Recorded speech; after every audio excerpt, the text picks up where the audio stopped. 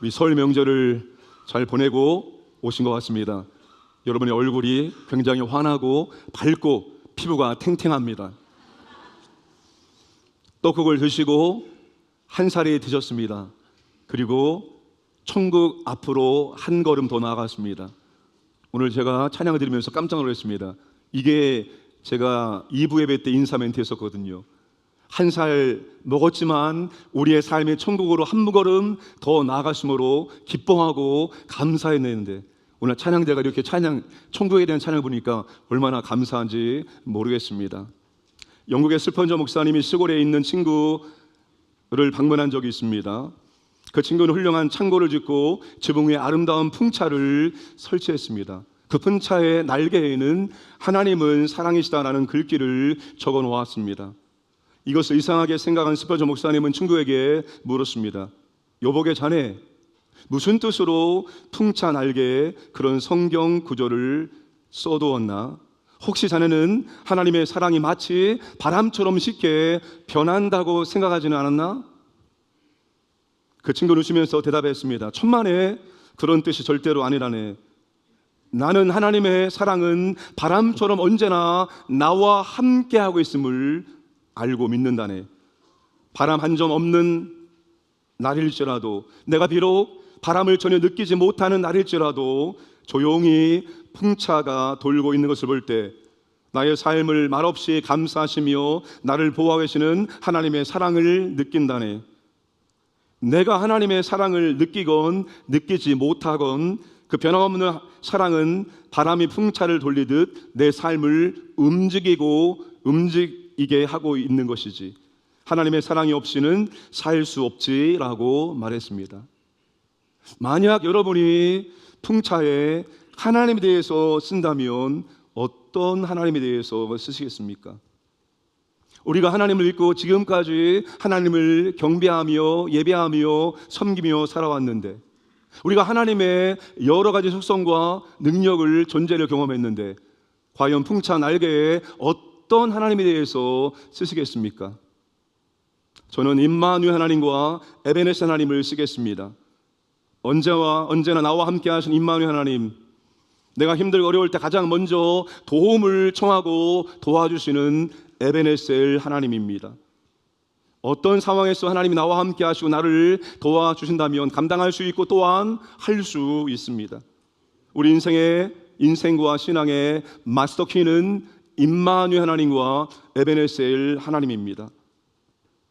짧은 지금까지의 목회를 돌아볼 때, 그리고 지금까지의 인생을 돌아볼 때, 하나님이 함께하지 않으시고 하나님이 도와주지 않았다면 아찔한 순간이 한두 번이 아니었습니다. 사람들은 자수성가라고 말합니다. 남의 도움이나 부모의 도움 없이 스스로 집안을 일으켜 세웠다는 뜻입니다. 그런데 세상에 자수성가는 없습니다. 도움 없이 사는 사람도 없고 도움 없이 된 사람도 아무도 없습니다. 나는 내 힘으로 살아왔다, 나는 내 능력으로 여기까지 올라왔다고 말하지만 그런 사람조차도 그의 삶 가운데 누군가는 도와주었기 때문에 지금 그가 그 자리에 올라오게 된 것입니다. 우리의 인생과 신앙에서 임마누엘 하나님과 에베네셀 하나님을 더욱더 풍성하게 경험하시길 주님의 이름으로 축복합니다. 어떻게 우리는 임마누엘 그리고 에베네셀 하나님을 우리의 인생과 신앙 가운데 경험할 수 있을까요? 첫 번째, 하나님을 간절히 사모해야 합니다. 1절 하지만 1절과 2절은 본문의 역사적인 배경을 설명하고 있습니다. 기럇 여아림 사람들이 와서 여호와의 궤를 옮겨 산에 사는 아비나답의 집에 들여놓고 그의 아들 엘리에셀을 거룩하게 구별하여 여호와의 궤를 지키게 하였더니 그가 기럇 여아림에 들어간 날부터 20년 동안 오래 있은지라 이스라엘 온 족속이 여호와를 사모하니라. 이스라엘이 블레셋과의 전쟁에서 패배하고 하나님의 임재를 상징하는 언약궤까지 빼앗기는 수모를 당했습니다. 그런데 하나님은 수모를 당하시는 분이 아니십니다. 하나님이 자유롭게 이동하면서 블레셋 5대 도시에 재앙을 내리시고 스스로 이스라엘의 영광스럽게 기원하셨습니다. 그리고 최종적으로 기럇 여아림에 머물게 되셨습니다. 하나님 오랫동안 살림의 성읍이라고 불리는 기럇 여아림에 머무셨습니다. 그런데 이스라엘은 전혀 불편함을 느끼지 못했고 하나님께 무관심했고 하나님을 찾지 않았습니다. 그렇게 하나님은 이스라엘과 멀리 떨어져 계셨습니다. 그러나 20년이 지나서 비로소 이스라엘은 온 족속이 하나님을 찾기 시작했습니다. 구약 성경을 1세기 헬라어로 번역한 성경을 72역이라고 말합니다. 실제로는 72명이 있었지만 72역이라고 부릅니다. 거기에서 2절 말씀을 이렇게 번역했습니다. 20년이 지났다. 그리고 이스라엘 온 족속이 다시금 여호와께 대하여 알아보았다. 그렇게 무관심했던 이스라엘이 드디어 하나님을 찾습니다. 여호와를 사모합니다. 여러분, 사모하다라는 단어의 뜻은 울부짖다, 애통하다, 슬퍼하다입니다. 왜 이스라엘이 그토록 20년 만에 하나님께 울부짖을까요? 왜 그렇게 하나님을 갈망하며 간절히 하나님을 찾을까요? 블레셋은 빼앗은 언약궤를 이스라엘로 돌려보내면서 블레셋 도시에 내린 재앙이 여호와께서 내리셨다는 것을 두 눈으로 확인했습니다. 그래서 이스라엘이 한 약탈과 억압을 잠시 중단했습니다. 그러나 다시 이스라엘에 대한 약탈과 억압을 시작했습니다. 그 당시 블레셋은 철기 문화로 무장했습니다. 이스라엘이 청동기를 사용할 때 블레셋은 철기로 무장했습니다. 블레셋 당해낼 수가 없습니다. 20년 전보다 더 강해졌습니다. 이스라엘은 다시 블레셋을 통해서 고통을 당했습니다. 하나님의 도우심이 절실히 필요한 상황입니다. 하나님의 도우심이 아니면 블레셋의 압제로부터 그들은 벗어날 길이 없었습니다. 그래서 하나님을 간절히 다시 부르고 찾기 시작한 것입니다. 사랑하는 광인의 가족 여러분, 하나님의 영광이 떠난 이스라엘, 하나님이 함께하자는 이스라엘, 하나님이 돕지 않는 이스라엘은 고통과 슬픔과 애통뿐입니다. 그들은 고통 가운데 하나님을 다시 찾았고 하나님께 울부짖었습니다. 그런데 고통 가운데 있을지라도 하나님을 찾는 것이 은혜이고 복인 줄로 믿으시기 바랍니다. 20세기 최고의 기독교 변증가였던 C.S. 루이스가 이렇게 말합니다. 고통은 우리를 부르시는 하나님의 메가폰이다. 고통은 우리를 다시 부르시는 하나님의 메가폰이다. 하나님이 불러도 대답하지 않을 때, 하나님을 찾아도 하나님이 나오지 않을 때 하나님께서는 큰 고통을 허락하셔서 메가폰으로 내게 돌아오라라고 부르시는 것입니다. 그러므로 고통 가운데 하나님을 찾지 않는 것이 어리석은 것이지, 고통 가운데 하나님께 나오고 하나님을 찾는 것은 은혜이고 복인 것입니다. 그런데 더 큰 복은 고통을 당하기 전 위기 때에 하나님을 부르고 찾는 것입니다. 여러분, 우리 인생의 위기는, 크고 작은 위기는 계속해서 반복됩니다. 개인에게도, 가정에도, 교회에도 지금 우리나라가 위기 가운데 있지 않습니까? 그런데 이 위기가 처음입니까? 수없이 많은 위기를 당했고 그 위기를 건너서 여기까지 왔습니다. 위기는 끊임없이 우리의 삶 가운데 반복될 것입니다. 그런데 위기는 더 큰 고통을 당하기 전에 하나님을 찾으라는 사인입니다. 하나님을 찾으라는, 하나님께 나오라는, 하나님 부르라는 경고입니다. 위기란 하나님의 사인과 경고를 무시하면 이스라엘이 블레셋에게 고통을 당한 것처럼 더 큰 고통을 당할 수 있습니다. 그러므로 우리는 위기를 기회로 삼아야 됩니다. 더 하나님께 나아가고 더 하나님을 찾고 더 하나님께 부르짖는 그런 기회로 삼아야 합니다. 정신과 전문의 에릭 린드메 박사는 위기를 당한 사람들을 대상으로 연구했습니다. 연구 결과는 위기가 사람들에게 나쁘게 작용한 것이 아니라 긍정적인 역할을 감당했던 것입니다. 85%의 사람들이 위기를 당함으로써 나쁜 습관을 끊어버리고 부부 관계를 회복하고 시간과 물질을 절약하여 인생의 새로운 전기를 맞았다고 합니다.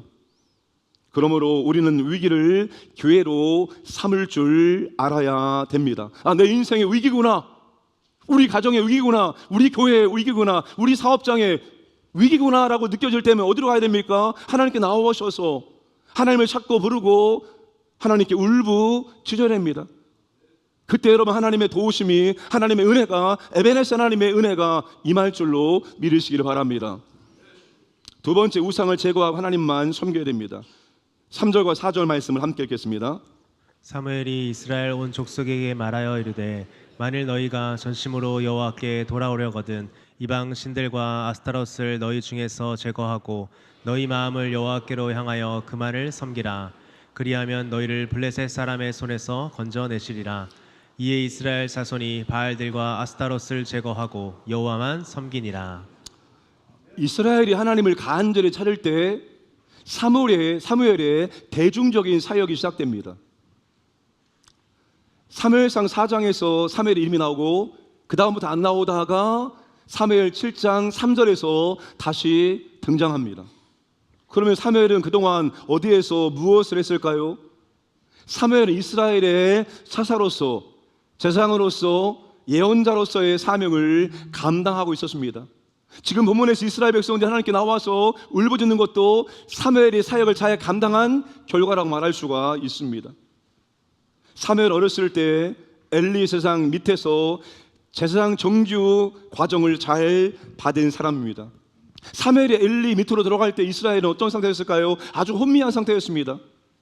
여러분, 하나님께서 끊임없이 말씀하시고 환상과 꿈을 통해서 하나님께서 말씀을 주실 때만이 올바른 길로 갈 수 있는데 하나님 말씀이 잘 임하지 않아요. 하나님 환상으로 나타나지 않습니다. 그러니까 하나님께서 아주 최소한만 그들에게 역사하십니다. 그러니까 이스라엘이 혼미한 상태, 영적인 상태가 되었습니다.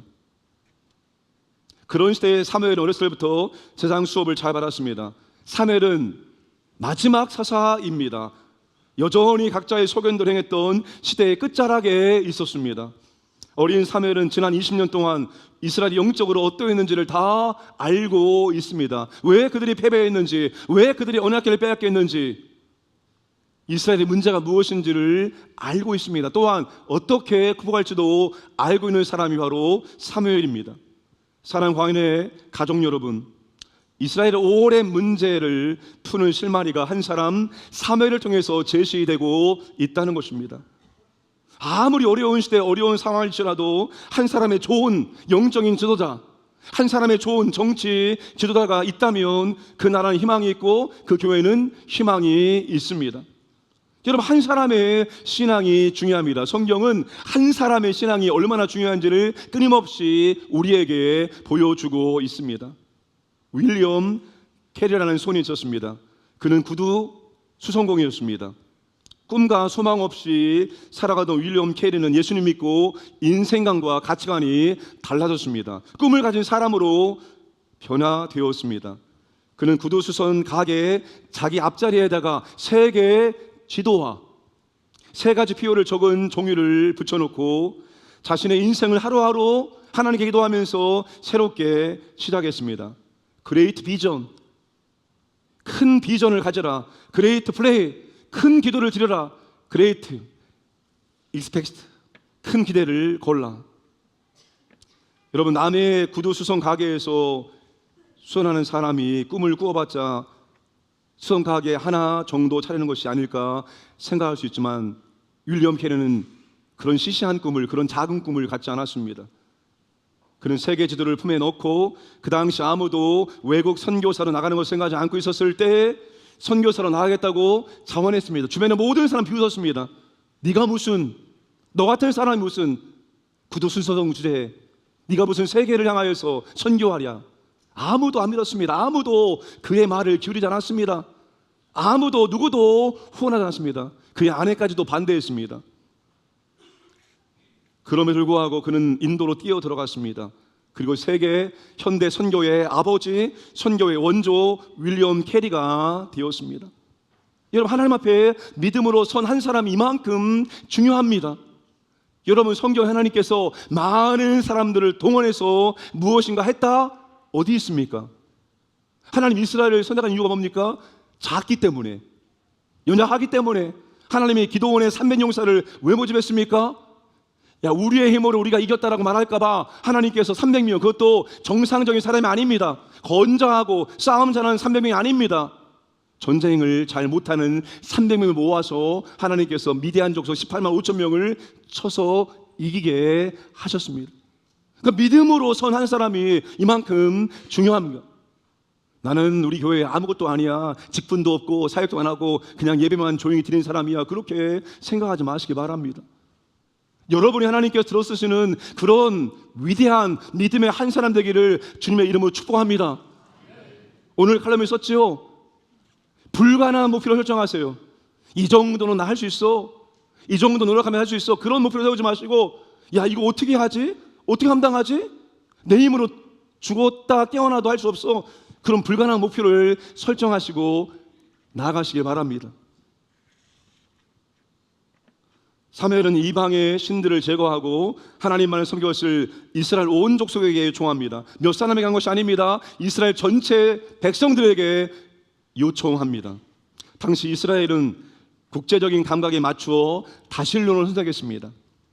그 당시 다신교는 상식입니다. 여러분, 종교다원주의가 오늘날 일어나는 것이 아닙니다. 종교다원주의는 고대로부터 시작된 인간의 상식이었습니다. 광야에서는 여호와를 섬겼지만 이제 가나안에서는 가나안의 신들을 섬겨야 한다면서 여러 신들을 동시에 섬긴 것입니다. 비바람을 관장하며 풍요의 신으로 여겨진 남자 신들 중에서 대표였던 바알을 섬기고, 전쟁과 사랑 다산의 신으로 여자 신들 중에 대표였던 아스타롯을 섬겼습니다. 이스라엘 집집마다 풍요와 다산을 상징하는 바알과 아스타롯 신상들을 만들어서 섬겼습니다. 여러분, 동남아 불교권 미얀마, 캄보디아를 가시면 집집마다 신상이 있습니다. 집의 대문의 앞에 보시면 다 신상이 있어서 나가고 들어갈 때마다 거기 앞에서 기도합니다. 그러니까 이스라엘이 이렇게 전체가 여러 우상들을 집집마다 섬기게 된 것입니다. 그런데 여러분, 왜 우상을 섬기게 될까요? 우상을 섬기는 이유가 뭘까요? 그게 여러분 마음에서부터 비롯된다는 것입니다. 너희가 전심으로 여호와께 돌아오려거든 너희 마음을 여호와께 향하여. 우상의 숭배는 마음에서부터 시작이 된다는 것입니다. 가나안 사람들이 섬기는 우상을 섬기지 않으면 심리적으로 불안합니다. 가나안 우상을 섬기지 않으면 복을 받지 못할 것 같고 하는 일이 잘 안 될 것 같습니다. 그 불안한 마음에서 우상을 섬기게 되는 것입니다. 우리도 그런 불안한 마음에서 우상을 만들고 섬기는 것입니다. 그렇게 안 하면 안 될 것 같은 불안한 심리 때문에, 다 하는데 나만 하지 않으면 안 될 것 같은 불안한 마음 때문에 대세를 따르고 우상을 만들게 되는 것입니다. 여러분, 우리 안에 있는 우상이 무엇입니까? 그 우상들을 우리가 버리고 정리를 해야 한다는 것입니다. 2020년에 TVN에서 신박한 정리라는 프로그램을 방영했습니다. 집의 물건을 정리하고 공간의 행복을 더하는 노하우를 함께 나누는 프로그램입니다. 프로그램을 보면 일정한 패턴이 있습니다. 첫째,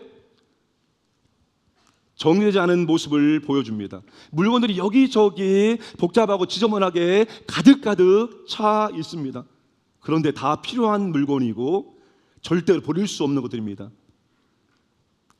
지금껏 살아오면서 손때가 묻고 추억이 깃든 물건들이기 때문에 절대로 버릴 수 없다라고 생각하는 물건들입니다. 둘째, 버리는 것을 보여줍니다. 버릴 것을 버리고 다른 사람에게 나눌 수 있는 것을 필요한 사람에게 나눠줍니다. 과감하게 버리는 것을 보여줍니다. 셋째, 새롭게 깔끔하게 정리정돈된 모습을 보여줍니다. 근데 거의 대부분은 기존에 있던 것들을 다시 정리한 것입니다. 기존의 가구 위치를 새롭게 바꿨을 뿐입니다. 근데 그 모습 보면서 모든 사람들이 다 놀랍니다. 이게 우리 집 맞나? 이런 생각이 들 정도로 다 놀랍니다. 사랑하는 광인의 가족 여러분, 믿음을 갖게 되고 믿음이 성장하면서 혹은 믿음이 성장하기 위해서 반드시 정리하고 버려야 될 것들이 있습니다. 그런데 어떤 사람들은 내가 과거에 살아왔던 삶을 그대로 살면서 거기에다가 믿음을 얹습니다. 내가 믿기 전에 했던 모든 삶을 그대로 유지하면서 거기에 하나님 얹습니다. 여러분, 믿음이라는 것은 그런 것이 아닙니다. 우리의 믿음이 성장하고 하나님을 알고 경험하고 하나님 바르게 섬기기 위해서는 반드시 내 삶 가운데 정리하고 버릴 것이 하나씩 보여지게 되어집니다. 과거에는 안 보였습니다. 과거에는 그것을 문제라고 여기지 않았습니다. 그런데 이상하게 믿음이 자라면서 이거 아닌데, 이거 버려야지, 이거 정리해야지, 이런 것들이 눈에 들어오기 시작합니다. 그런 것들을 우리가 버리고 정리를 해야지만 우리의 믿음이 성장하고 하나님 올바로 섬길 수 있는 곳입니다. 오늘 우리의 말과 행동, 삶에서 정리하고 버려야 되는데 처박아놓고 차일피 미루고 있는 것이 무엇입니까? 신앙생활에 불필요하고 버려야 되고 정리할 것들이 무엇입니까? 이 정도는 괜찮겠지라고 생각하며 여전히 끌어안고 있는 것이 무엇입니까? 정리해야 될 것들, 버려야 될 것들, 신앙의 유익을 절대로 주지 않습니다. 신앙에 손을 입히고 삶을 힘들게 하고 복잡하게 만들 뿐입니다. 그러므로 그것들이 무엇인지 찾으시면 과감하게 정리하시고 과감하게 버리시기를 주님의 이름으로 축복합니다. 여러분, 그게 우상을 제거하는 거예요. 내 믿음이 성장하지 못해 방해하는데 계속 하고 있어요. 계속 끌어안고 있어요. 그게 우상입니다. 하나님을 올바로 섬기지 못하도록 방해하는 거 찾아내면 그 즉시로 정리하고 끊어버려야 됩니다. 그리고 우리의 믿음이 제자리에 들어올 수 있도록 만들어야 됩니다. 제자리에 있을 때 아름답고 제자리에 있을 때 바르게 사용할 수 있기 때문입니다. 우상이 무엇입니까? 하나님보다 더 사랑하고 더 우선시하고 더 의지하는 것들입니다. 여러분, 자리를 잘 정리를 하셔야 됩니다. 우리의 마음과 삶에서 첫 번째 자리는 하나님의 자리입니다. 여러분, 첫 번째 자리에 어떤 것도 놓여서 안 됩니다. 여러분의 사랑하는 아내와 남편도, 아들과 딸도, 손자, 손녀도 첫 번째 자리 아닙니다. 우리의 마음과 우리의 삶과 우리 믿음의 첫 번째 자리는 오직 하나님만 되어야 됩니다. 그분이 첫 번째 자리에 있을 때 우리가 올바른 삶을, 올바른 믿음 생활을, 올바른 예배를 드릴 수가 있습니다. 여러분, 내 안에 우상이 있다 생각되어지면 그 우상을 이제 버리고 정리하시기를 주님의 이름으로 축복합니다. 그래야지만 하나님께서 우리 가운데 역사하십니다. 그래야지만 하나님께서 우리 가운데 일하십니다. 그럴 때 임마누엘, 그리고 에베네스 하나님을 우리가 진실로 경험할 수 있습니다. 내가 의지했던 그것이 나를 보호하는 것이 아니라 하나님이 나를 보호하고 나를 인도하고 내게 필요한 것을 공급하시는 분이구나, 이것을 비로소 깨닫게 될 수가 있습니다. 버릴 것들을 과감하게 버리시고 정리하는 은혜가 있기를 주님의 이름으로 축복합니다. 세 번째, 하나님의 도우심을 절대 신뢰하며 기도하는 것입니다. 이스라엘이 우상을 제거하기 위하여 사무엘이 온 이스라엘을 미스바로 모이라고 말합니다. 자, 5절 6절 함께 읽겠습니다. 사무엘이 이르되 온 이스라엘은 미스바로 모이라. 내가 너희를 위하여 여호와께 기도하리라 하매 그들이 미스바에 모여 물을 길어 여호와 앞에 붓고 그날 종일 금식하고 거기에서 이르되 우리가 여호와께 범죄하였나이다 하니라. 사무엘이 미스바에서 이스라엘 자손을 다스리니라. 이스라엘 백성 미스바에 모였고 사무엘은 이스라엘을 다스렸습니다.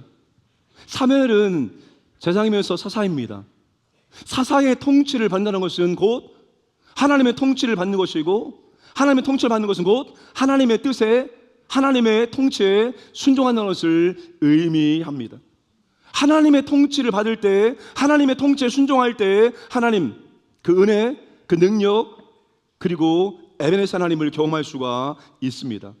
사무엘서 기자는 7절부터 11절까지 블레셋이 쳐들어왔을 때 이스라엘이 뭘 했고 하나님이 어떻게 도우신지를 아주 자세하게 기록해주고 있습니다. 왜? 앞에서 없던 것을 이스라엘이 여기에서 하고 있기 때문입니다. 블레셋과 이스라엘이 상반된 모습을 보여줬습니다. 블레셋이 들었습니다. 이스라엘 백성들이 미스바에 모였다는 것을 들었습니다.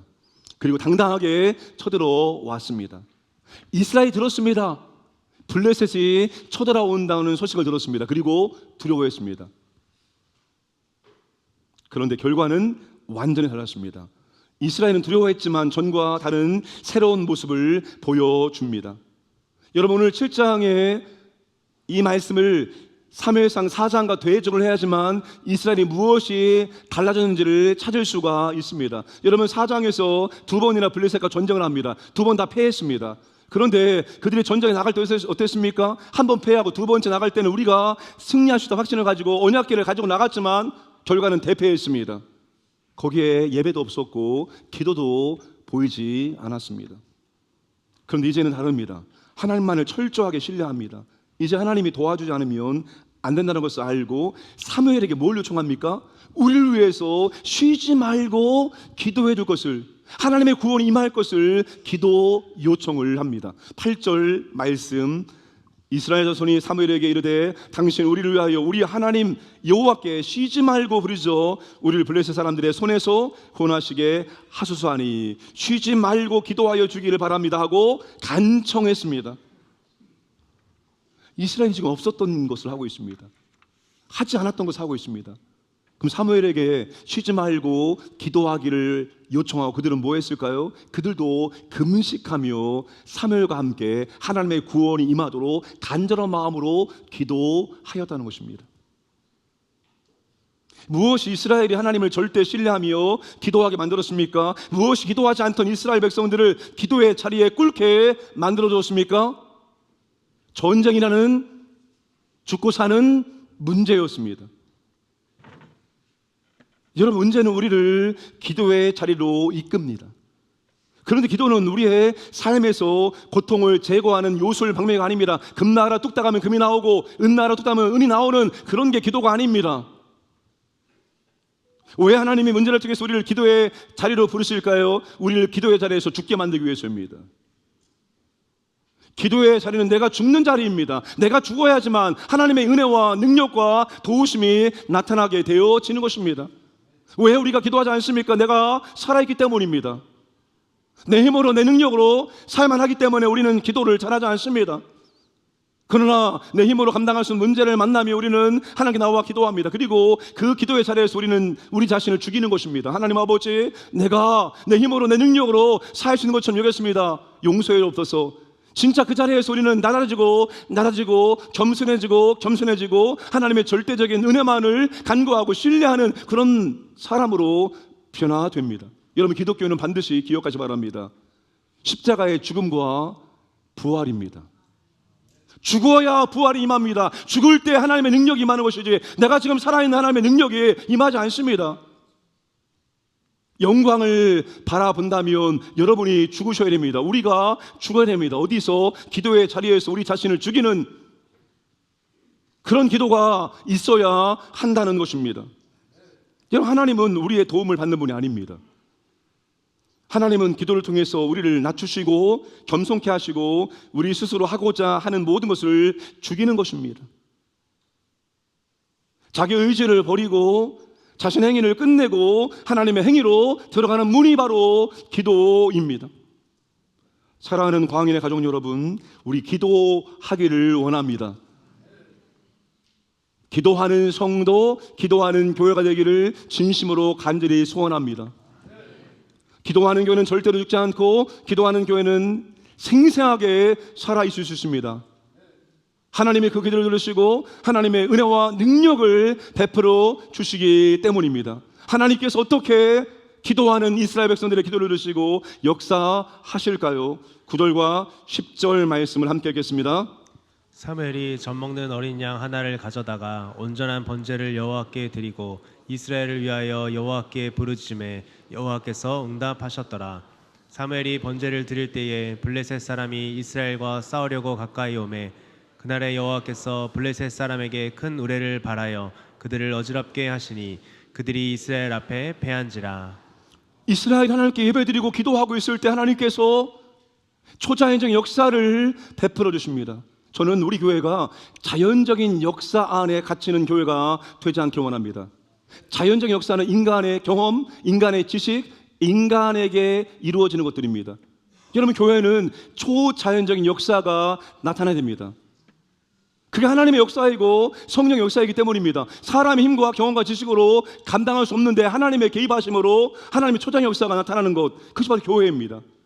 세상은 여러분 그런 것이 아니죠. 자연적인 원리에 따라 지내됩니다. 근데 교회는 삼위 하나님의 임재와 통치와 역사이기 때문에 때론 초자연적 역사가 나타나야 되는 겁니다. 하나님이 큰 천둥을 통해서 블레셋 사람들을 어지럽게 만듭니다. 그 이스라엘 백성들이 봅니다. 하나님이 우리의 기도를 들으시고 역사하시는구나. 하나님의 역사하심, 일하심을 보고 그제서 일어나서 이제 싸우러 나갑니다. 그래서 미스바에서 벤갈까지 블레셋을 쫓아가서 죽입니다. 그리고 대승을 이루게 되어집니다. 하나님께 도와주시면 답 없는 문제도 간단하게 해결할 수 있습니다. 하나님의 도우심이 있으면 해결할 수 없는 그 문제도 해결할 수 있습니다. 그런데 하나님의 도우심이 없으면 해결할 수 있는 작은 문제도 해결할 수 없습니다.